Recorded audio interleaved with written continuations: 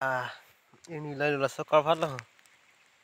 Oko jai no do, aje ke lang me so ta kali lang chituna. La si la lang chituna brace along sangkok. La si osomar somor waing bon puinut bang la si amen ke chol juti kang han la si chok hong ding lo la da. La so a dem lo a kar phát lo. A hem bang chop pui hon ta.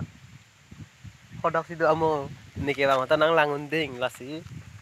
Ai la so so ni pon ta ning dog ma bu si chema tharong lo. La si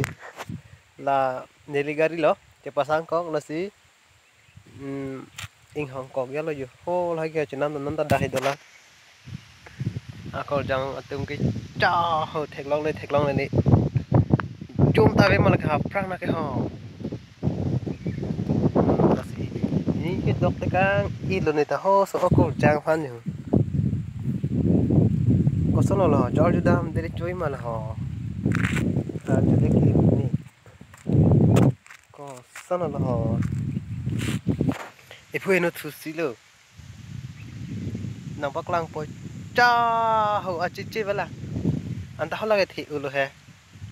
có số lần hắn cái đường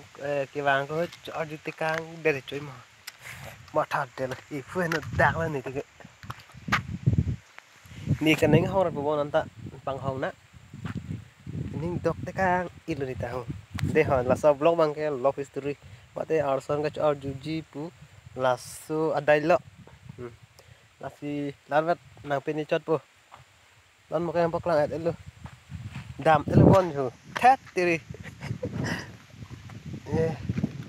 nó đi tới cang trồng thì cũng biết là họ ada ke mina arong kali dek mina arong pasante dan ke bang arong ke moinut bak inut bahani bak kecing kinang thenong lok pote dholai ke cucolo lasi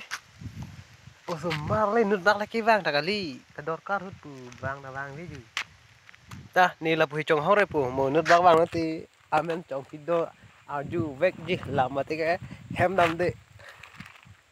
lasi la sebelah lan masih pajit kok bode ha